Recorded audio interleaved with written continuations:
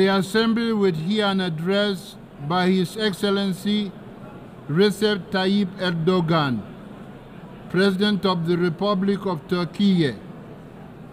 I request protocol to escort His Excellency and invite him to address the Assembly.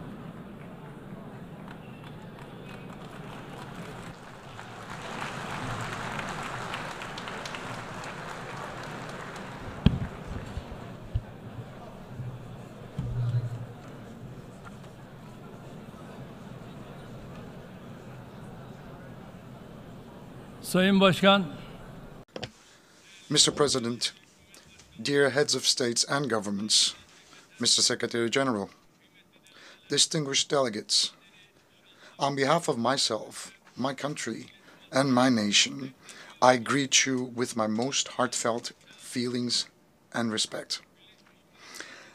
I'm honored to have the opportunity to address the United Nations General Assembly once again today. Well, I hope that the 79th General Assembly will be a blessing for our countries and for the entire humanity. I would like to congratulate Mr. Francis on the completion of his term as President of the General Assembly and wish success to Mr. Young as he takes over. I would like to express here our pleasure to see the representative of our friend and brother Palestine in his rightful place among the member states as a result of long struggles.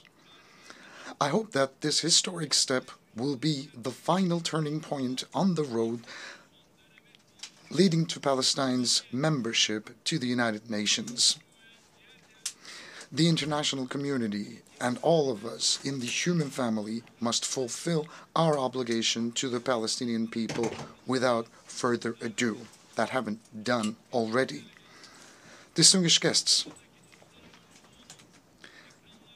I know that there are certain crises that you're monitoring on TV, and those are the crises that we are going through every day, and we're trying to manage them. That's why today I'm not talking representing a country that is situated far away from tensions, but instead that is found at the very heart of tension and war. Some people will be critical of us, but despite that fact, today on the common rostrum of the human race, we will speak of the truth frankly and openly. Right now, the United Nations, under the roof of which we are found today, were established in the aftermath of the Second World War, in which millions of people have lost their lives to maintain international peace and security. With the establishment of the United Nations, expectations for global stability, peace, and justice were reborn, and hopes for peace were sprouted again. To put it bluntly, unfortunately, in the last few years, the United Nations has failed to fulfill its founding mission and has gradually become a dysfunctional structure. The world is bigger than five is my motto, it's my credo, and this credo represents our common values, and we need those values more than ever in this day and age. International justice cannot be left in the will of five privileged member states of the Security Council. And the most dramatic example to that is the war, the massacre that has been going on in Gaza for the last 350 days. And since October 7, 41,000 Palestinians have been killed in the continuous Israeli attacks. 41,000 lives, 41,000 people, mostly children and women, were ruthlessly taken away. And no one knows where more than 10,000 people are, most of which are children. And likewise, 100,000 people were injured, maimed, or they lost their limbs. 172 journalists were killed while trying to do their job under very difficult circumstances. and more than 500 medics have been killed while they were trying to save lives. Humanitarian aid workers and the United Nations personnel who came to the rescue of the people of Gaza who were struggling with hunger and thirst were killed. More than 215 United Nations personnel. They hit marketplaces, tents, and camps where the refugees were sheltered. They hit 820 mosques and 3 churches that shouldn't have been touched even in war. And they deliberately hit dozens of hospitals, hundreds of schools, more than 130 ambulances carrying patients. They shredded the Charter of the United Nations from the rostrum of the United Nations and shamelessly challenged the whole world, who are people of conscience. From this very rostrum, they challenged them. My friends, leaked images from Israel's prisons, which it has turned into concentration camps, clearly show what kind of barbarianism we are facing. As a result of Israeli attacks, Gaza has become the world's largest cemetery for women and children. More than 17,000 children were targeted by Israeli bullets and bombs.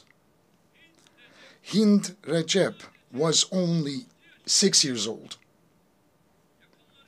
He and his family were seeking safety when their car was hit by Israeli forces. He lost everything. He lost his mother, father, siblings, cousins. He lost all the hopes he had packed, and only he survived. He waited desperately for rescue for 12 days. Will you come to take me? I'm fearful. Was waiting for a helping hand to reach out to him for 12 days. Despite the level of our world has reached, despite the technology at our disposal, despite our organizations with huge budgets employing tens of thousands of personnel, as a human family of 8 billion inhabitants, we haven't yet managed to rescue a 6-year-old girl, which is actually like an injured sparrow trapped under the rubble that was shaking before our eyes. Hundreds of Gazan children died and are still dying because they cannot find a morsel of a dry bread, a sip of water, and a bowl of soup. In Gaza, not only children are dying, but also the United Nations system. The values that the West claims to defend are dying. The truth is dying. The hopes of humanity to live in a more just world are dying one by one. I am asking you bluntly here, openly, frankly. I call out to you, oh, human rights organizations.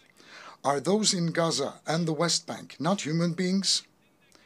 Do children in Palestine have no rights? Can't they play out on the streets in their homelands safely?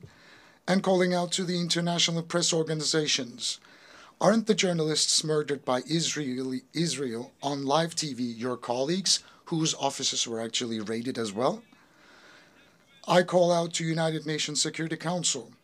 What are you waiting for to prevent the genocide in Gaza, to put a stop to this cruelty, this barbarianism? What are you waiting for to stop Netanyahu and his network, who is endangering the lives of the Palestinian people, which is a part of a mass murder network?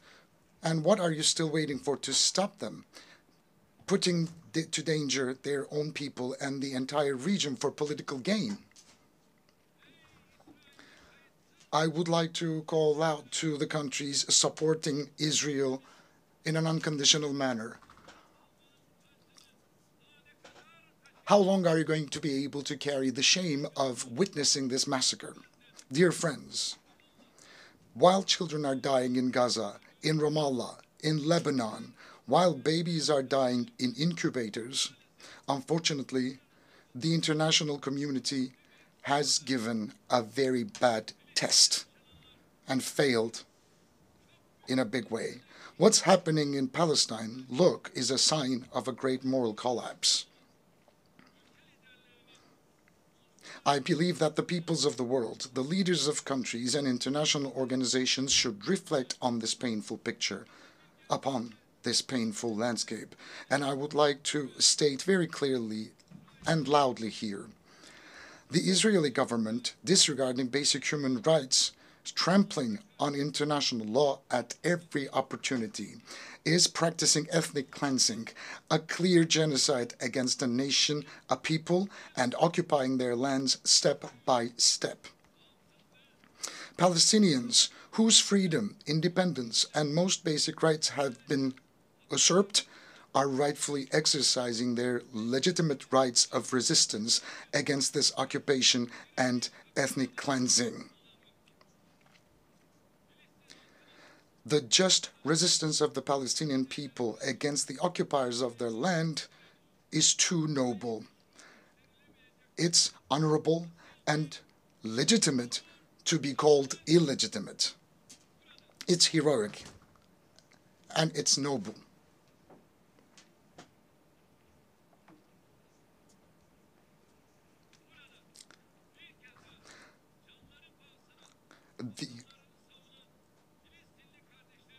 The only reason for Israel's aggression against the Palestinian people is the unconditional support of a group of countries. And I would like to wave at my brothers and sisters at the legitimate resistance in Palestine.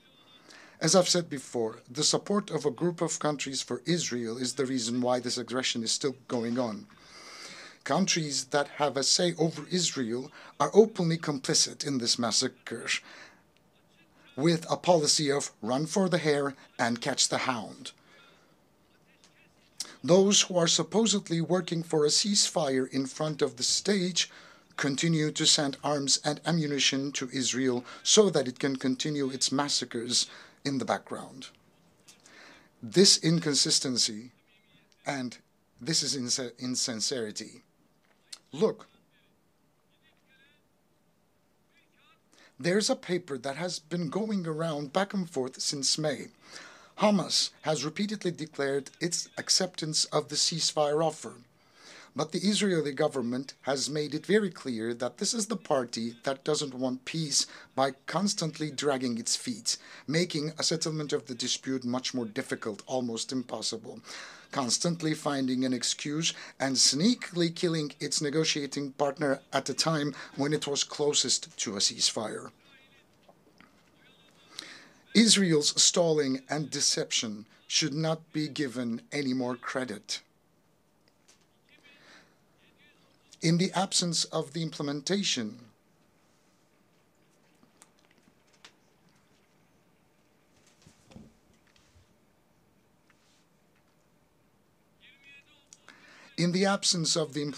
of UN Security Council Resolution number 2735, coercive measures against Israel should be put on the agenda. Israel's behavior has once again demonstrated that it is imperative for the international community to develop a protection mechanism for Palestinian civilians. 70 years ago, just as Hitler was stopped by an alliance of humanity, Netanyahu and his murder network must be stopped by an alliance of humanity.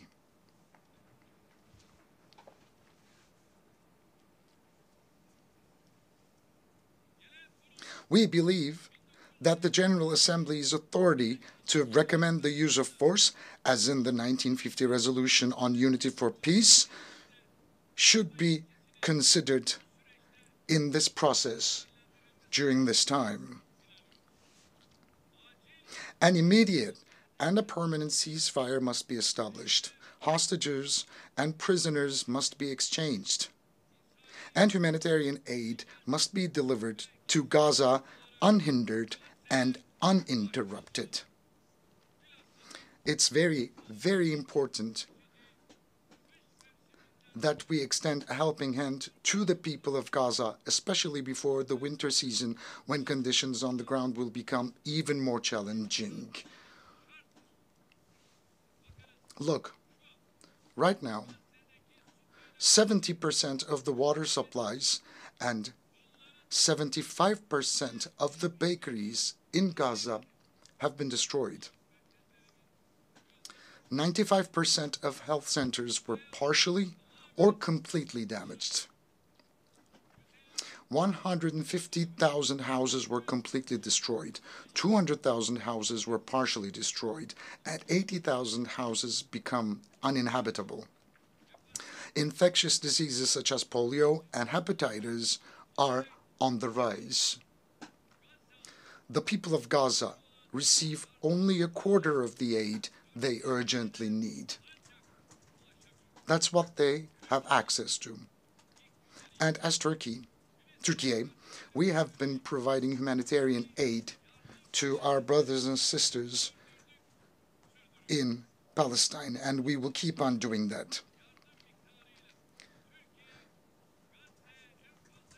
With more than 60,000 tons of aid, Turkey is the country sending the largest amount of aid to Gaza. Likewise, by halting commercial transactions with Israel, we have demonstrated our stance on this issue. Now, during the last couple of weeks, attacks by Israeli have been increased in Lebanon, and we are by the side of Lebanese people and the Lebanese government.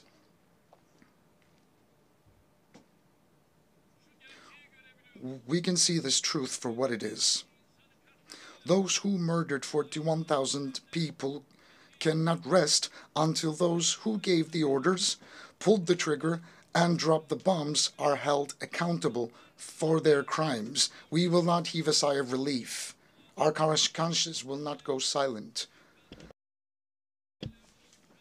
The bill for the billions of dollars of damage caused in the cities that have been destroyed, wrecked, and reduced to rubble must and will be compensated by the perpetrators. We support the case brought by the Republic of South Africa at the International Court of Justice to ensure that Israel's crimes do not go unpunished. We will take every step necessary for justice to be served in the case for which we have applied as an intervener or as a party. We will fight for the blood of Ayşenur Ezgi Eygi, who was shot in the head and murdered by Israeli soldiers during a peaceful protest in Nablus. And we will fight in all legal remedies, and we will keep on doing that.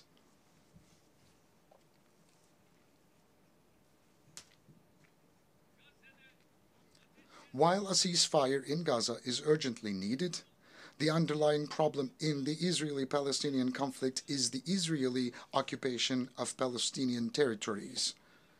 Based on the 1967 borders, an independent, sovereign, and geographically integrated Palestinian state with East Jerusalem as its capital must come into being. This cannot be delayed any longer. I would like it to be known that we are closely following Israel's increasing attacks on our first Qibla, Al-Aqsa Mosque and Haram al-Sharif. I would like to state once again on this podium as Tayyip Erdogan once again that I'm not using a language of politics.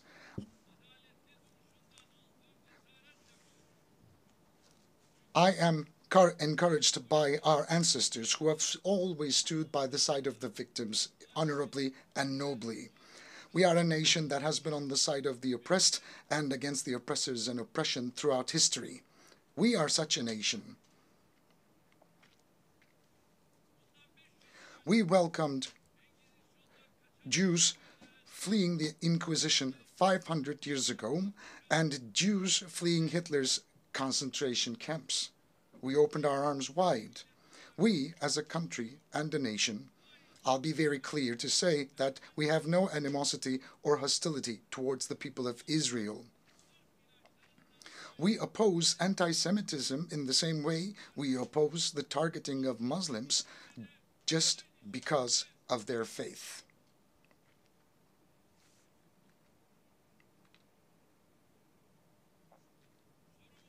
Our problem is with the massacre policies of the Israeli government. Our problem is with the oppressor and the oppression, just as it was 5 centuries ago. Everybody should know about this. We will always speak of the truth and speak of what's right and what's fair. Even if some people will be uncomfortable, we will continue to shout out the truth and stand by the righteous and boldly say that we will speak of what we know is right, even though it will hurt some people.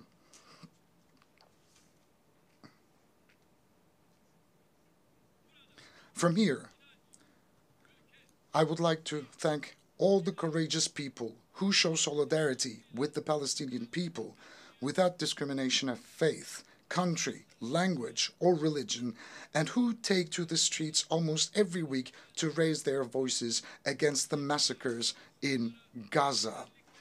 I would like to especially thank the university students and the youth. Distinguished delegates, unfortunately, in the 14th year of the conflict, Syria is still far from stability. The economic and humanitarian situation in the country, in the grip of terrorism and separatist organizations, remains dire. On the basis of UN Security Council Resolution 2254, we hope to advance the political process and achieve national reconciliation. We are determined to sincerely pursue our position in favor of a realistic dialogue. We are very sincere in that regard.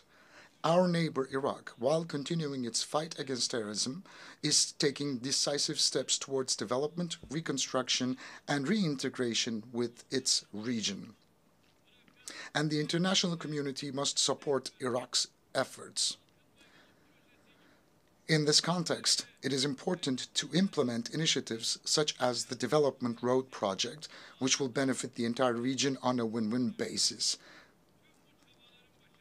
The success of all these efforts depend on the complete elimination of the terrorist threat in Iraq, in particular the PKK.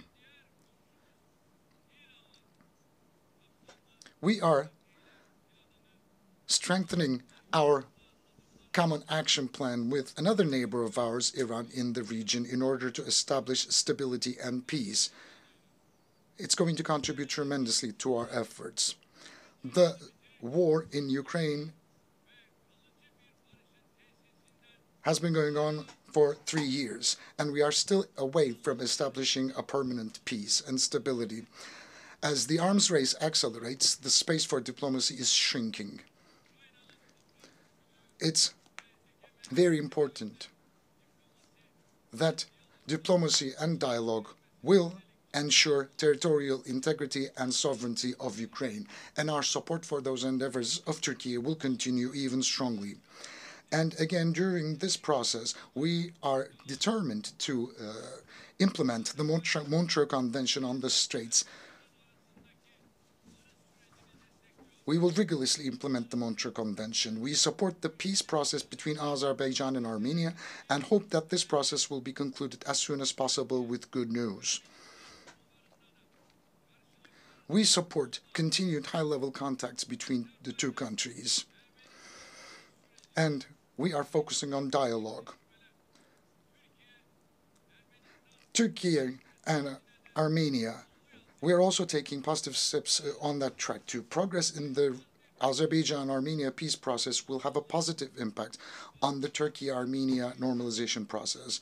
Dear friends, we play a constructive role for the prosperity and peace at the Balkans, of which we are an integral part, and we act in close cooperation with all actors in the region.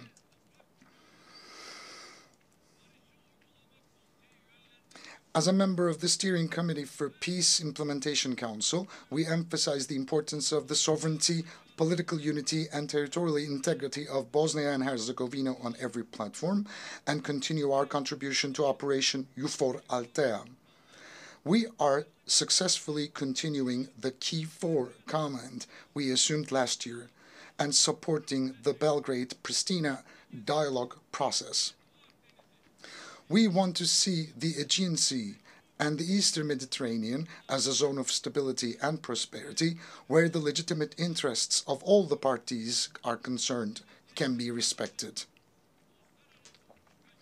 It is in the common interest of the entire region to enhance cooperation, particularly on the delimitation of maritime jurisdictions in accordance with international law, freedom and safety of navigation, and maritime trade. International maritime law encourages cooperation between littoral states in closed or semi-closed seas, such as the Aegean Sea. Turkey is ready for constructive cooperation on all issues, especially in energy and environment. We have the longest coastline in the Eastern Mediterranean, and Turkey's key role is undeniable. Turkey has legitimate rights and authorities in the western part of the island of Cyprus, while the Turkish Cypriots have legitimate rights in the areas around the world. It has been 50 years since the Cyprus peace operation and 61 years since the Cyprus issue emerged as a result of the Greek Cypriot usurpation of the partnership state. From that day until today, peace and tranquility have prevailed on the island. It was always the Turkish Cypriots and Turkey who put forth the sincere will to bring about a just, lasting, and sustainable solution to the Cyprus issue. The federation model is now completely outdated, and we fully support the vision of a two-state solution with two different nations put forward by the Turkish Republic of Northern Cyprus. The sovereign equality and equal international status of the Turkish Cypriots, which are the vested rights of the Turkish Cypriots, must be re-registered and the isolation must end. Today, I once again invite the international community to recognize the Turkish Republic of Northern Cyprus and to establish diplomatic, political, and economic relations. We actively support the stabilization of Libya and the preservation of the unity and integrity of the country. We call on all states to sincerely stand by Libya at this very sensitive time and contribute to building trust between the parties. We must do more to end the conflict in Sudan.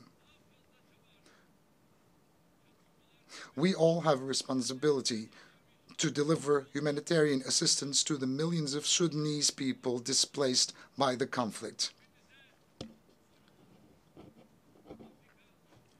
With its young and dynamic population, rich natural resources, and vast fertile lands, Africa has enormous potential.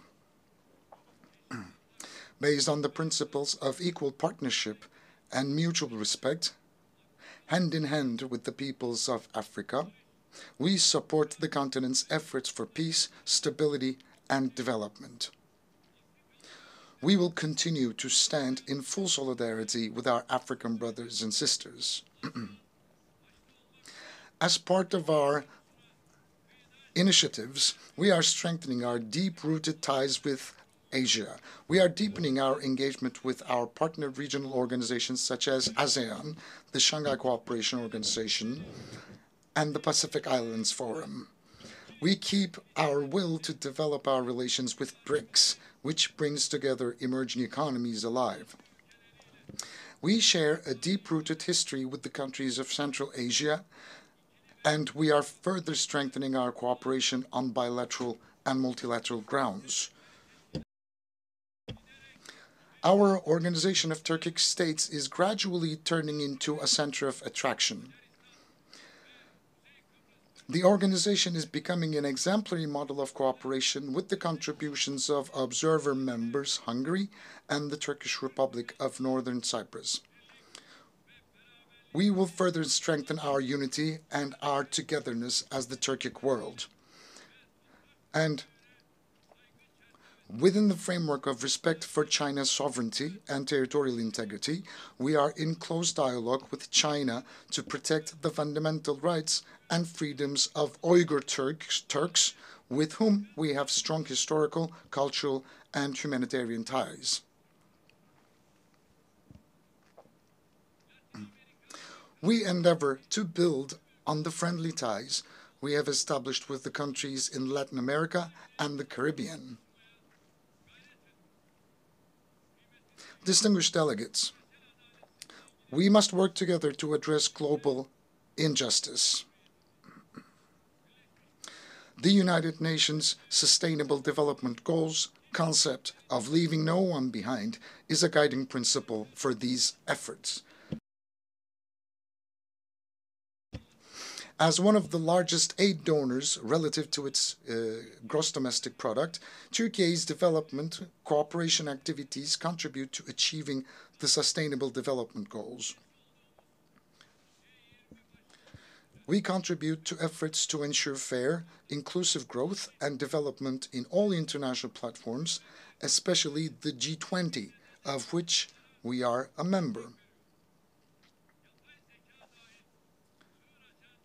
We approach technological breakthroughs not as a source of new injustice and conflicts, but as a source of a more prosperous future, such as AI. We believe that all nations should equally benefit from the transformative power of these breakthrough technologies. The United Nations Technology Bank for Least Developed Countries, which we are hosting, is a concrete manifestation of our efforts in this direction. But unfortunately, the cyber terror attacks that took place in Lebanon last week show us once again how deadly these technologies can be used as weapons. I approach the climate change issue from that same perspective. No country can tackle emission reductions and climate change adaptation alone. The most important issues for developing countries are financing, technology transfer, and capacity building. I sincerely believe that the COP29 climate summit in Baku will contribute to the solution of these issues.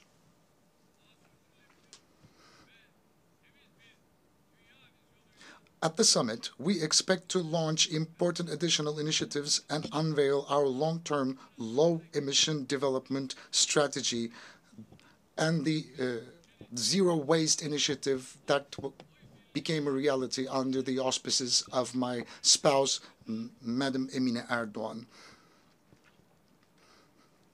And with mutual agreements, we have taken our domestic affairs and initiatives to international agendas. I would like to ask everybody to support our endeavors in that regard. We see Islamophobia, xenophobia, and racism creeping over the world like a poison ivy. We can see that every week attacks are taking place upon our mosques and our holy book of Quran. In the middle of Europe, people's homes are set on fire and lives are taken because of their ethnic and religious affiliation. Their lives are taken away from them and their fundamental rights are being suspended. And nobody can ignore this growing danger any longer. On March 15th, 2024, we expect a special envoy to combat Islamophobia to be appointed at the United Nations as soon as possible, as envisaged in the draft resolution adopted on March the 15th.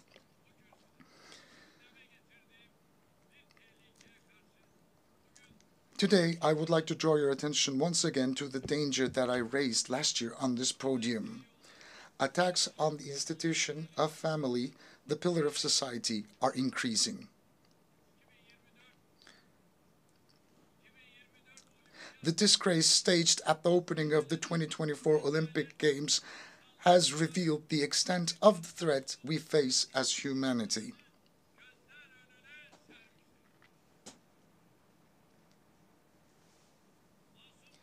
A sporting event watched by innocent children and hundreds of millions of people of all ages and beliefs has been used as a tool for a sexist propaganda.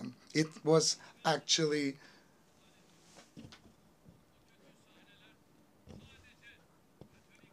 a parade of bad scenes. Those disturbing scenes of evil have wounded not only the Catholic world, the Christian world, but everyone who respects the sacred values. The issue of desexualization is no longer an orientation, but a global imposition. It literally became a war against the sacred and human nature. We are facing a multidimensional, comprehensive, and ruthless project of destruction, who are speaking out and who are reacting to this evil. Anyone who raises a voice for this annihilation project is silenced and targeted by lynch campaigns. And Turkey is determined to break this siege and resist the climate of fear. To this end, we became a member of the United Nations Friends of the Family Group. Inshallah, God willing, together with other member countries, we will not hesitate to defend the family, the human being, and the human nature. I invite all the countries that share our sentiments to shoulder this struggle. With these thoughts in mind, I wish that the 79th General Assembly will be auspicious for all humanity. I greet you all once again with love and respect. May peace be with you and may you remain in health.